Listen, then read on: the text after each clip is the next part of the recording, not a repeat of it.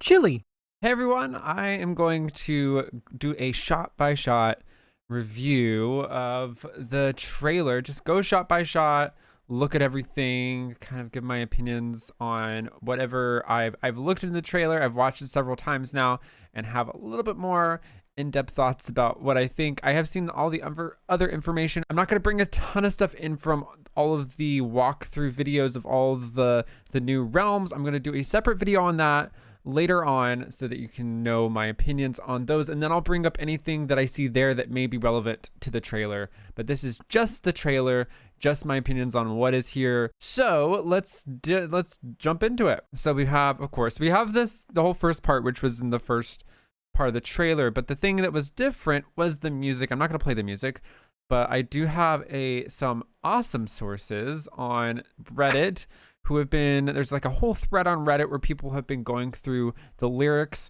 and trying to see what they are and trying to hash out the words and see what works. And there's some really good interpretations. I'm not going to go through all the lyrics. I will link this thread below. But one really interesting lyric that I think a lot of people have been saying is heart of amber, wrought in time, coaling swiftly, bleeding light. It's kind of frightening because we see this image here, which we saw in the first trailer, but it's, you know, what could be the source just bleeding light, overcome with light, just like the first almost did before the Oracle of Light stopped the wall or halted what was apparently inevitable to happen. That lyric seems very indicative of a calamity and an amber heart, the core of our own world, bleeding and overcoming and engulfing within light. So that is interesting to go along with, to add some significance to that image that is already very scary. And of course, that amazing, they always incorporate the Square Enix logo. We have the clouds they're slowly coming away here with this cloud, the cloud of darkness here. And we have, again, Alisaie, Alphinaud. They look so good.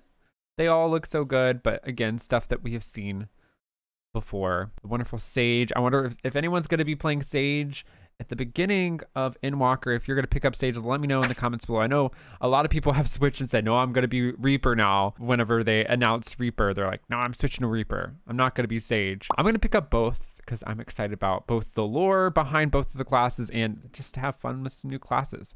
Oh, they're just, they're the best. And then this extremely jarring image here. Yeah, wow. Okay, so yeah, this is Thavnair, which we saw because we have the statues and the dancer statues here. You can see the chakrams. But then we have these things here. Let's see if I can get a better image of those. Yeah, these things. So these look just like Forgiven Pedantry. I think I'm saying that right. Please correct me if I'm not. Forgiven Pedantry is an S-rank hunt that shows up in Kalusha, and it looks just like this. So we're getting the Voidsent version of that. We don't want a bunch of S-rank pedantries flying around. And this amazing image of Vritra and Estinien flying.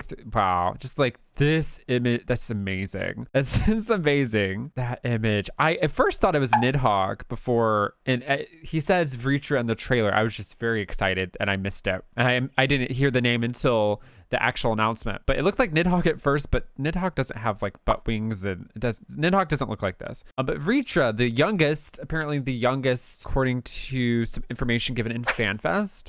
I have a lot of questions about Vritra. I'm just wondering where Vritra was, where they were located, where their hideout was. Were they in Mericidia? I'm very intrigued where we're gonna find Vritra, or if Estinien's just gonna show up with Vritra and be like, I found a dragon. I found one of the first brood. If they're just gonna show up and be like, hey, I learned about what happened and I'm here to cause some chaos. But I'm glad that Estinien has now the trust of the dragons. It's a whole 180 from Heavensward. It's a nice arc for Estinien, and I'm excited for more Estinien. I'm also worried for Estinien too. That's a whole other thing. Yeah, and then we have this like table, fire table. What is I wonder what that is and why Fandaniel is like looking looking at it, if it has any significance, if it's the world, if it's the world as we know it, the map of the world, and Zenos. And then that, oh, that shot, that transition here is, I love that. That's so good. That's so well done. We have the same outfits too. No outfit changes from Shadowbringers. All of this conversation in this trailer is all about like, there's information we didn't know. There's hidden information, or, you know, the star was fleeting. We have less time than we thought we did. Kind of all of that circulating around here. But oh God, this looks so good. I can't wait to visit Thavnair. And look at these outfits like through the middle here. Everyone's, oh, it's so cool. It looks so cool. It looks so good. And then we have the transition over to I freaked out. To old Sharlayan. I mean, people figured, you know, once Kryl said, hey, I'm going to Sharlayan, we're going to Sharlayan. Yeah, this is just amazing here. The shot is incredible. Let's just like play a little bit. And yeah, wow. And we go here and just look at that. All the books. This is the library where we get, you know, we have all the books that are okay to read. It's okay to share with the society. People aren't going to learn information that is going to make people do things that organized society doesn't want them to do.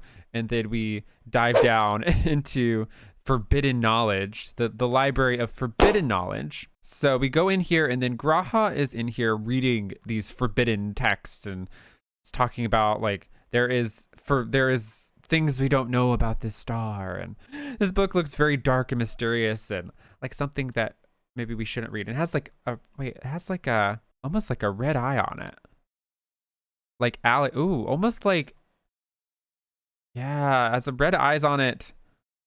Kind of like, almost like it's an Allagan text, like an old Allagan text with like the red eyes, and zooming into G'raha's red eyes. It's like they're playing with us there, intentionally showing us the eye and then showing the eyes here. So I wonder why he was able to get in here. I know there are connections between Sharlayan studies and Allagan, the Allagans, because we had the whole 5.4 quest with all of the information in Oz's Law, where we found all the Locke studies about tempering and curing tempering, and how we were able to solve a lot of that stuff through subsets of that knowledge and going off that knowledge and then creating our own way to do it. All right, and then we have this shot here of, again, everyone's like looking up, or there's so many people like looking up the sky, like to the moon. You see that at the end here. The end here with Thancred. Look how good everyone looks though. Look how good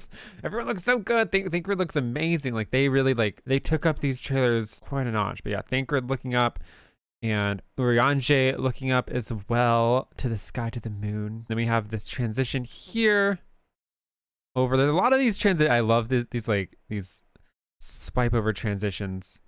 Bam, from one scene to the next. We have Y'shtola coming down, and then this person right here, I know that I didn't recognize in the trailer because I've never read the encyclopedia. I do want one, but they're just really expensive from what I've seen, and I just can't afford one right now. But I really would love to read it, because I'm like, I want to read all of like anything that I can get my hands on that is lore based. Like, I love the lore. I'm also new to the game, and I can't intake it all of it at once, but I want to know everything because I've just fallen in love with it. I've fallen in love with it, and I want to know more. But I did find a excerpt from the Eorzea Encyclopedia about Fourchenault Leveilleur, Alphinaud and Alisaie's father, as well as Louisoix's son, eldest son of Louisoix. And I can read the excerpt right here, and actually a little quote, it seems like, from him as well. As Sharlayans, it is our task to observe, to chart the course of history, not to change it, which it's definitely the same person, same values as this person. And as you can see in the picture, same hairstyle,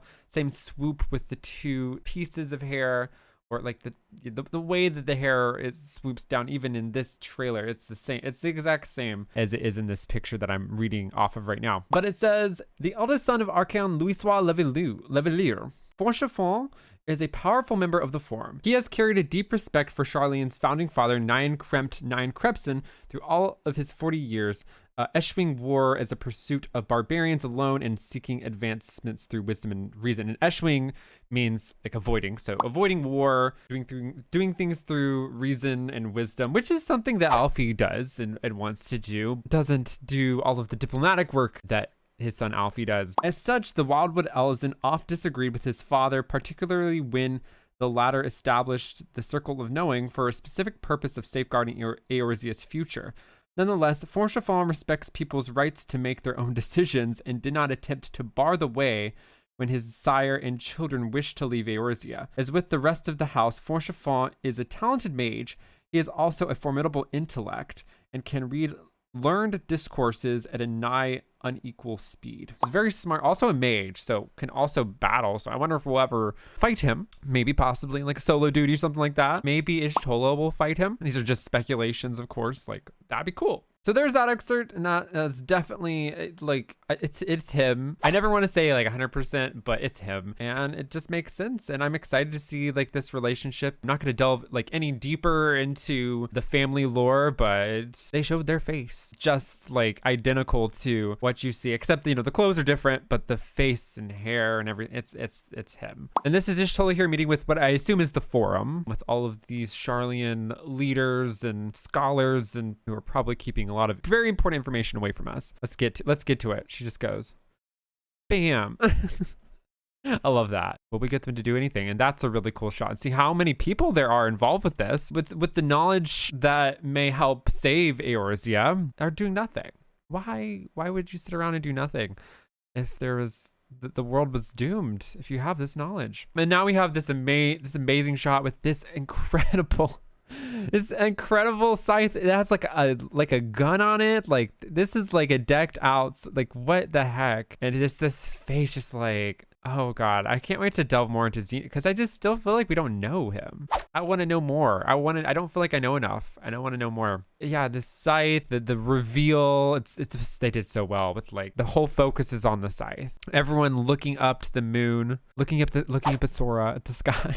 Yeah, I like this. I like going back, seeing everyone looking up. Besides, just totally doesn't look up. She's very focused on what she's angry. She's angry at them. And yeah, the eye, and then the moon. Yeah, that's really brilliant. That is so good. I wonder why they zoom into his own eyes. Like, I know it's like something that you do in movies too, go into the eye and show that person's perspective, but I feel like there's even more significance to Zenos. So we have this thing here. Let me like zoom up a little bit and see if I can get a better here. Okay. Yeah, this terrifying thing. We fight this thing in Amarat. It's the first boss, and it's called the First Beast. And basically what is said about this is this is the harbinger of the end, the harbinger of a coming end of what's going to happen. It's signaling or approaching. We're fighting this, and they're showing this as a signal of the end is coming and the calamity is happening. It's a cool looking boss, but also just absolutely disturbing and terrifying. Us in that beautiful shot of like the sparkles, the sequence in the back doing a disco. And wow, yeah,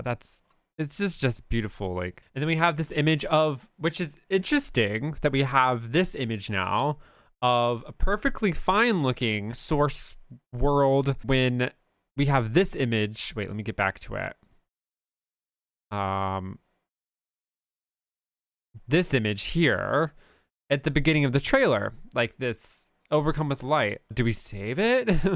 Is everything fine in the end? Which is, that's an encouraging image. So yeah, that's extremely contrasting to what we have at the beginning. I know this was in the last trailer, but I just want to bring it up here since I haven't done an analysis of it. Like, that's insane. Like, it's completely different here than it is right here. The image of the paladin, the savior, the warrior of light.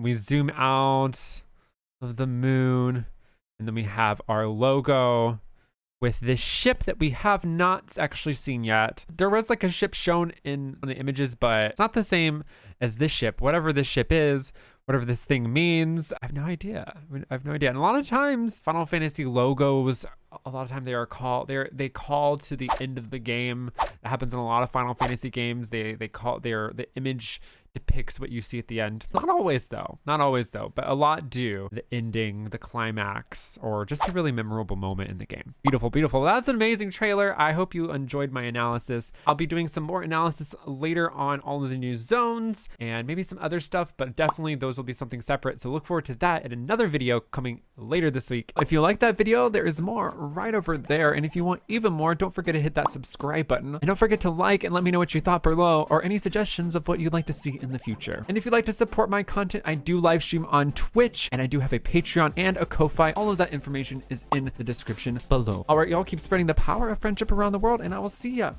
real soon.